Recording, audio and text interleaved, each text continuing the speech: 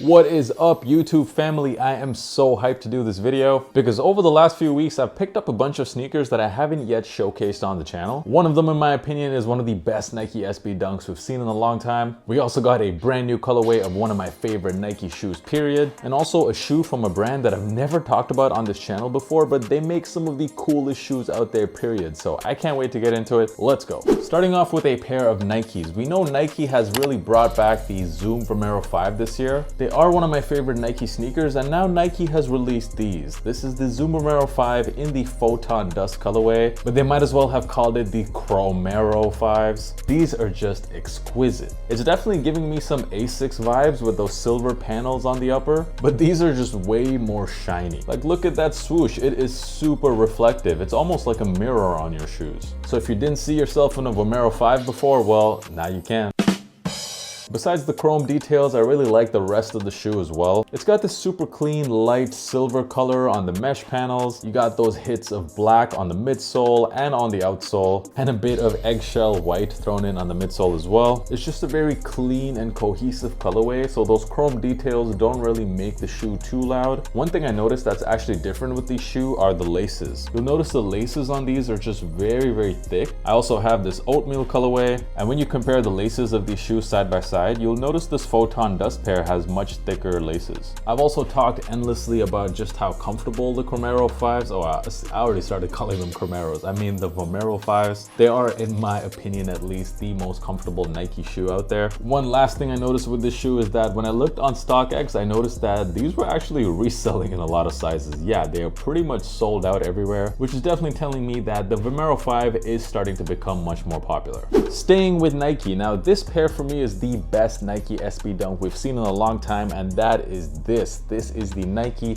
SB Dunk Low Fly Gardenia. I will be doing a full in-depth review of these, so look out for that, but wow, these are just, yeah, wow. First of all, just the colorway is very eye-catching. It's such a vibrant blue on this. Good materials as well, some soft leather on the toe box and the tongue, but really this shoe is just all about the incredible details. The concept behind the shoe is the white orchid or the gardenia flowers, and the shoe takes its inspiration completely from this flower, starting off with the swoosh. Just look at the embroidery on this swoosh. The details are crazy. The swoosh is made to look like petals on the flower. The green you see at the back is supposed to represent the stem of the flower. You also have an image of that gardenia at the back of the shoe, which is also embroidered. And just in case you're wondering why exactly the shoe is blue, the women who typically sell these flowers in the Shanghai markets, they display them in baskets which have a blue cloth underneath. The storytelling on this is amazing. Yeah, these are special. Before we move on to the next shoe, if this is your first time on the channel, make sure you hit that subscribe button because I'm dropping content weekly. And of course, it just really helps me out. That's all I'm asking for. Just hit that subscribe button. Thank you very much. Moving on to Adidas. We all know how popular the Adidas Samba has been over the last year. And this pair right here is just simply one of the cleanest colorways of the Samba to release so far. This is the Adidas Samba collaboration with Jason Dill. And if you don't know who that is, he is one of the co-founders of the brand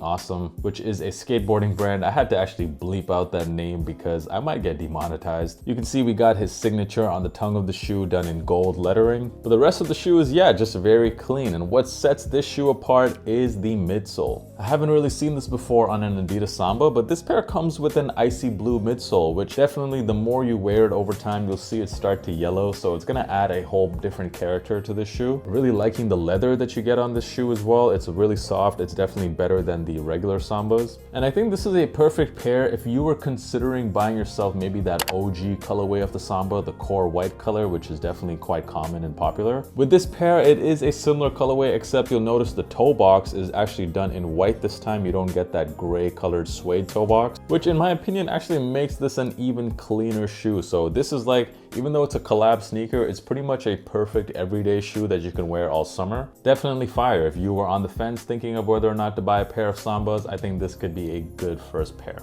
Speaking of clean shoes, well, these are exactly that. Now, this is the Stussy and Converse Chuck Taylor highs, done in that very familiar fossil colorway, which we've seen on a lot of other Nike and Stussy collabs, so it was about time we finally saw it on a Chuck Taylor. The shoe is made out of that same hemp material, which we are also pretty familiar with Stussy collabs. And these are just a really great everyday shoe, especially as we head into the spring and summer. And honestly, for me, that's like the number one question I ask myself before I buy something for my own use is, am I actually gonna wear these? I don't particularly care too much about the backstory and the inspiration of the shoe, because at the end of the day, if it's just not a shoe I see myself wearing, then I'm probably not gonna buy them. And with these, yeah, I can definitely see myself wearing this with just pretty much anything. The shoe has the Stussy double S logo, which are actually done in pearls on the lateral side of the shoe, and I'm gonna be honest, it does look a bit zesty, but I think I can make it work. Let me know what you guys think of this pair and how many of you managed to cop one. Just in case you've never worn a pair of Converse Chuck Taylors before, for me, they fit perfectly, going down half a size from your true size. Now, a brand that I've never talked about on this channel, but I've had my eye on them for quite a long time, is actually Oakley. And yes, that brand is most famous for